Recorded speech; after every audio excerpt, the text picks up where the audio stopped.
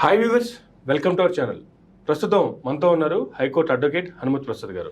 నమస్తే సార్. నమస్కారం. ఆంధ్రప్రదేశ్ రాష్ట్రంలో చూసుకుంటే ఎలక్షన్స్ తర్వాత కూడా పల్నాడు ప్రాంతంలో జరుగుతున్నటువంటి గొడవలు కావచ్చు, మరికొద్ది ఏరియాల్లో అక్కడక్కడ చిన్న గొడవలకు సంబంధించి ఈసీ ఒక నిర్ణయం అయితే తీసుకుంది. 12 మంది అధికారులు కూడా సస్పెండ్ చేసింది. Tirupati DSP Surender Reddy, SP CI Rajasekhar, SP DSP Bhaskar Reddy, SP Alipiri CI Ramachandra Reddy, Narasaraopet DSP BSN Varma, Gurazala DSP Pallaparaju, SP CI Prabhakar Rao, మరో CI Balanagi Reddy, Karampudi SI Ramanjaneyulu, Nagarjuna Sagar SI Konda Reddy, Tadipatri DSP Gangaiah, Tadipatri CI Murali Krishna, వీళ్ళందరి మీద శాఖాపరమైనటువంటి వేటు వేస్తూ కేంద్ర ఎన్నికల సంఘం నిర్ణయం తీసుకుంది. అంటే రాష్ట్రంలో ఇంత అలర్జడి జరుగుతున్నప్పటికీ కూడా రాష్ట్ర ఈసీ తీసుకోవాల్సినటువంటి నిర్ణయం వీళ్ళు తీసుకోకపోగా నెక్స్ట్ ఢిల్లీకి డీజీపీ గారిని కావచ్చు, అలాగే సిఎస్ గారిని కావచ్చు, ఢిల్లీకి పిలిపించుకొని అక్కడ వాళ్ళతో మాట్లాడిన తర్వాత అక్కడ ఒక నివేదిక తీసుకొని కేంద్ర ఎన్నికల సంఘం వీళ్ళ మీద వేటు వేయడం జరిగింది. ఎట్లా చూడాలి అసలు ఈ అంశాన్ని? రాష్ట్ర ఎన్నికల సంఘం ఎందుకు కేంద్రం వరకు వెళ్ళేంత వరకు రాష్ట్ర ఎన్నికల సంఘం మరిచింది అంటే ఏం చెప్తారు? ఫర్దర్గా వీళ్ళకి ఎటువంటి లాపరంగా ఎటువంటి విధి విధానాలు ఉంటాయంటే ఏం చెప్తారు సార్? అసలు ఇది ప్రధానంగా దేశంలో ఎక్కడా లేని విధంగా ఆంధ్రప్రదేశ్లో జరిగింది హింస. ఎలక్షన్ తదనంతరం ఎలక్షన్ వరకు పర్వాలేదు, ఎలక్షన్లో ఆ మాత్రం గొడవ జరుగుతూనే ఉంటుంది ప్రతి చోట. ఏదో చెదురుమదురు సంఘటనల కింద చూసుకోవాలా. ఎలక్షన్ తదనంతరం ఒక హింస బాగా పేటరెక్కిపోయింది ఎక్కడా లేని విధంగా. అంటే దొరికితే హత్య చేసే విధంగా. బయలకు కొంతమంది తప్పించుకున్నారు కానీ ఇలా హత్యలే జరిగేవి. ఆ పరిస్థితి క్రియేట్ అయింది. దానికి కారణం ఏంటి? ఏ జిల్లాలు అంటే అనంతపురం, పల్నాడు, తిరుపతి, ఈ జిల్లాల్లో ఎస్పీలని మార్చిన తర్వాత, ఎందుకంటే తెలుగుదేశం వాళ్ళు వైఎస్ఆర్సీపీకి అనుకూలంగా చేస్తున్నారు, వాళ్ళు మార్చండి అని చెప్పారు. వాళ్ళు మార్చక ముందు అసలు ఏ గొడవలు లేవు. ఎప్పుడైతే అధికారులను మార్చారో, పోలీసు అధికారులని, కలెక్టర్లను ఎప్పుడైతే మార్చారో, అక్కడి నుంచి మనం ఏం చేసుకున్నా పర్వాలేదు అన్న భావన బహుశా ప్రతిపక్ష నేతలకు వచ్చి ఉంటుంది. కొంచెం చూసి చూడనట్టుగా నిర్లక్ష్యం వహించారు. అందులో యాక్చువల్గా పోలీసులు కట్టుదిట్టమైనటువంటి కానీ పాత్ర కానీ నిర్వర్తించుంటే ఇంత హింస జరిగేది కాదు. ఓకే, చాలా దారుణంగా జరిగింది, బీభత్సంగా. మరి ఒకసారి అందరూ ఆలోచించాలి. ఎందుకంటే వాళ్ళు ఉంటే ప్రాబ్లం ఉంటుందని చెప్పి యంత్రాంగాన్ని మార్చాక, అధికార యంత్రాంగాన్ని మార్చాక ఏ జిల్లాల్లో అయితే మార్చడం జరిగిందో అదే జిల్లాల్లో హింస ప్రజ్వరిల్లిందంటే దాని కారణం ఇప్పుడు మార్చాక వీళ్ళైనా ప్రణాళికల ప్రకారం వెళ్ళారా, మాకు సంబంధించిన అధికారులు వచ్చారు కదా, మేమేం చేసుకున్నా పర్వాలేదు అనేటువంటి భావనతో వెళ్ళారనేటువంటి భావన ప్రజల్లో వ్యక్తం అవుతుంది. ఒకవేళ లీడర్లకు అటువంటి భావనే ఉంటే ఎలక్షన్స్ అవుతున్న టైంలోనో లేదంటే రేపు పోలింగ్ అనగా ఒకరోజు ముందో జనరల్గా ఇటువంటి గొడవలు అక్కడక్కడ చూస్తూ ఉంటాం.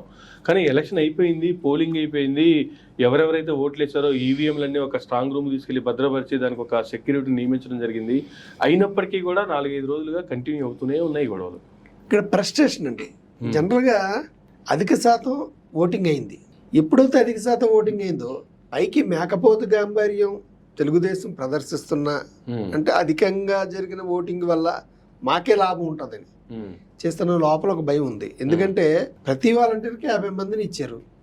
ఈ వాలంటీర్లు పాత్ర ఎక్కువ ఉందండి. ఇంతమంది ఓటింగ్ చేయడానికి అంతమంది వచ్చి ఓటింగ్లో పాల్గొనడానికి వాలంటీర్ల పాత్ర ఎక్కువ ఉంది. అందువల్ల మహిళలు, వృద్ధులు చాలా మంది వచ్చారు. ఇకపోతే ఒక ఇంచుమించు ఒక అన్నీ కలిపి 10-15 లక్షల వరకు, అంటే 20 లక్షలు అంటున్నారు కానీ 20 లక్షలు ఉండదు. కానీ ఇతర ప్రాంతాల నుంచి వలస వచ్చి ఓట్లేసి వెళ్ళిపోయినటువంటి వ్యక్తులు ఒక 15 నుంచి 20 లక్షల వరకు ఉండొచ్చు. అంటే వీళ్ళల్లో అత్యధిక భాగం అఫ్ కోర్స్ వాళ్ళు అనుకున్నట్టుగా తెలుగుదేశానికే పడ్డాయి అనుకుందాం. ఒక 15 లక్షలు పడిన 5 లక్షలు ఇట్లకి పడతాయి కదా, గ్యారంటీగా పడుతుంది కదా మిగతా పార్టీలకి. సో వాళ్ళ భయం ఏంటంటే వాళ్ళకి మన దగ్గర కంటే ఎక్కువ ఇన్ఫర్మేషన్ ఉంది. అంటే ఒకవేళ ఓడిపోతామేమో, ఎందుకంటే ఓట్ల పోలరైజేషన్ ట్రాన్స్ఫర్ జరగలేదు ఇక్కడ. అంటే తెలుగుదేశానికి అలాగే ఎప్పుడు జరుగుతుంది ఇది కామన్ గా. మేము ఓడిపోతామని ఎవరు చెప్పరు కదా. ఇప్పుడు మనం అంచనా వేసుకోవడమే. ఇప్పుడు ఓడిపోతామన్న భావన వస్తేనే కదా ఇంత హింస జరుగుతుంది. మేమే గెలుస్తామన్న భావన ఉన్నప్పుడు హింస జరగడం ఎందుకు? మరోవైపు ఈ పరిస్థితులు ఎలా చూసుకుంటే కేంద్రం చంద్రబాబు గారికి భద్రత పెంచింది. ఎట్లా కరకట్ట వద్ద నుంచి చంద్రబాబు నాయుడు నియోజకవర్గం వరకు గన్నవరం ఎయిర్పోర్ట్ నుంచి కరకట్ట మార్గం తదితరాలను పరిశీలించారట. ఆ మేరకు అదనంగా 12x12 2 బ్యాచ్లుగా 24 మందిని ఎస్పీజీ బ్లాక్ క్యాట్ కమాండోలో కేటాయించడం జరిగింది. ఓ పక్క యూపీలో చూసుకుంటేనేమో యోగి ఆదిత్యనాథ్కి, కేంద్ర మంత్రి రాజ్నాథ్ సింగ్లకు రక్షణ తగ్గించారు, చంద్రబాబు నాయుడు గారికి ఏమో రక్షణ పెంచారు. దీన్ని ఎలా చూడాలి? అంటే ఒక పక్క జరుగుతున్న గొడవలు, ఓడిపోతారనే భయంతోనే జరుగుతున్నటువంటి అల్లర్లు, మరో పక్క చంద్రబాబు నాయుడు గారికి భద్రత పెంచడం. ఇప్పుడు అంతవరకు ఎందుకండి, లోకేష్ గారు కూడా భద్రత పెంచారండి ఎలక్షన్ ముందే. ఆయన ఎవడేం చేస్తాడండి? అంటే ఏంటంటే ఒక రకమైన అది క్రియేట్ చేయడం.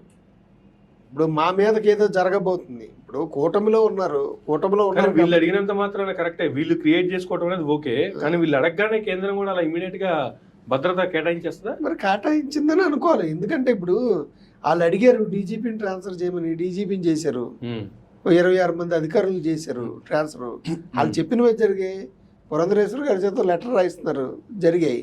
లోకేష్ గారికి కూడా భద్రత కావాలన్నారు. అంటే ఏదో మాకు జరిగిపోతుంది, మా మీదకి అటాక్ చేస్తారు అంటే ఒక గెలుస్తారన్న భావంలో ఉన్నారు కాబట్టి వీళ్ళ మీద ఏదో జరగబోతుందని ముందే ప్రజలకు ఒక విధమైన, ప్రజలకోటి మేము అమాయకులు మా మీద దాడులు చేసే అవకాశం ఉందని చేసేది వీళ్ళు, కానీ రివర్స్ అటాక్ అనమాట, అది చూపెట్టుకోవడం కోసం చేశారు. ఇప్పుడు ఎంత భద్రత పెట్టుకుంటే ఏంటి, భద్రత లేకపోతే ఏంటి, రేపు 4వ తరగతి జూన్ 4 తర్వాత ఆటోమేటిక్గా అన్ని బయటకు పడతాయి. ఓట్ల ట్రాన్స్ఫరింగ్ ఫస్ట్ జరగలేదని వాళ్ళకి తెలుసండి.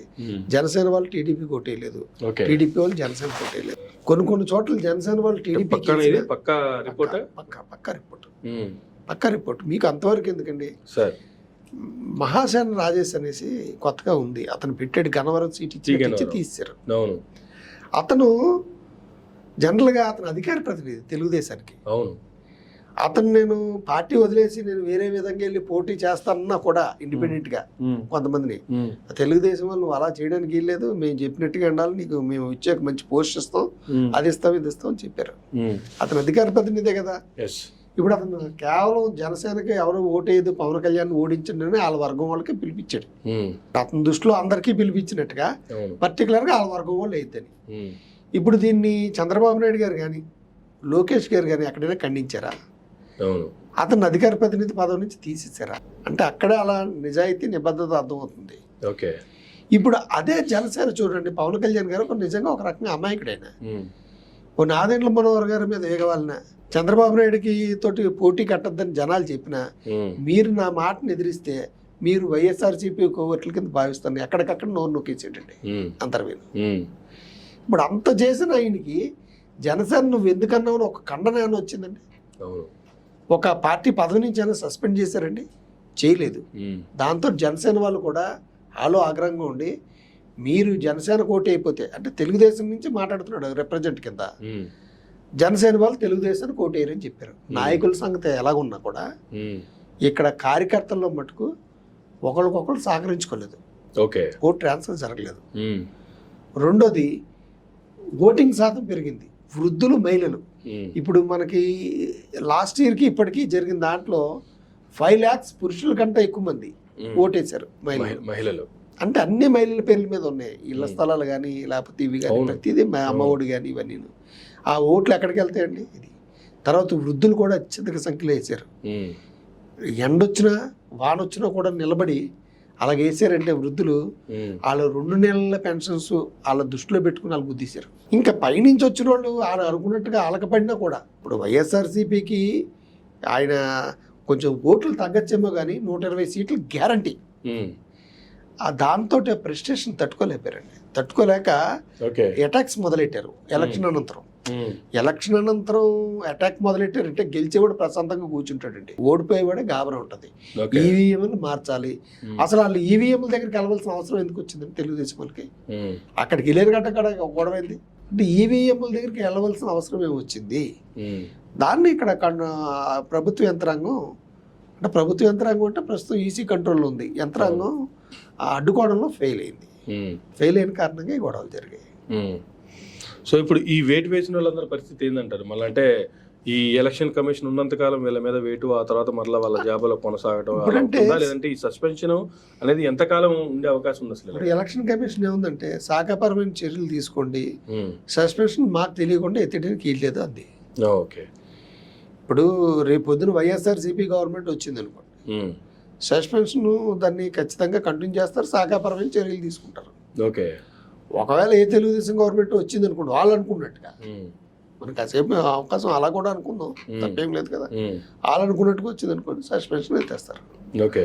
అంటే వాళ్ళ తాలూకా వేయించుకున్న మనుషులు కాబట్టి అంతకంటే ఏముండదు. కానీ రేపు పొద్దున వాళ్ళకి ప్రమోషన్స్లో వస్తుంది. ఒకసారి సస్పెన్షన్ ఎప్పుడైతే పడిందో వాళ్ళకి వచ్చేటువంటి ప్రమోషన్స్ సాగుతాయి.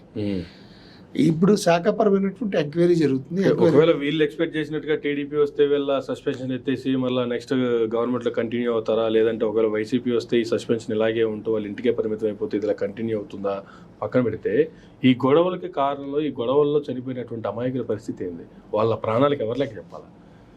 ఇప్పుడు ప్రస్తుతం అయితే ఈసీనే పట్టించుకోవాలా. ఈసీ పాత్ర ఎంతవరకు ఉంటుంది? జూన్ 4 తర్వాత ప్రభుత్వానికి అప్పచెప్పేసి దిగిపోతుంది. ఈసీ పట్టించుకునే దానికంటే ముందు ఇక్కడ ఉన్న అధికారులే కదా ఈ గొడవలు నిర్వహించాల్సిన పరిస్థితి వాళ్ళదే కదా వాస్తవంగా చూసుకుంటే.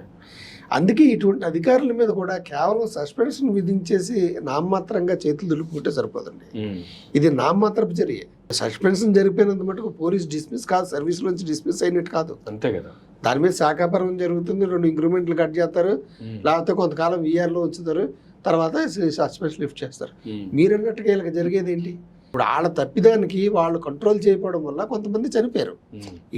చనిపోవడం నుండి తీవ్ర గాయాల పాలవడం నుండి ఎవరైనా ఇటువైనా జరిగిందైతే నష్టమే కదా. కానీ వీళ్ళ మీద కేసులు కూడా పెట్టాలండి. నేను అన్నది సస్పెన్షన్ తోటి తొలగించినంత మటుకు సరిపోతుంది. జనరల్గా కొన్ని విజువల్స్ చూస్తూ ఉంటే ప్రసాద్ గారు, పోలీసులు ప్రేక్షక పాత్ర వహిస్తూ ఊరికి అలా పక్క నుంచొని కానివ్వండి అయిపోయిన తర్వాత బతుకుంటే హాస్పిటల్కి తీసుకెళ్తాం, చనిపోతే శ్మశానానికి తీసుకెళ్తాం అన్నట్టు అట్లా చూస్తూ ఉండిపోయారు. చాలా విజువల్స్ చూస్తూ ఉంటే అటువంటి సిచ్యువేషన్ కనిపిస్తుంది. ఎస్, 100% వైఫల్యం చెందారు, కంట్రోల్ చేయడంలో వైఫల్యం చెందారు.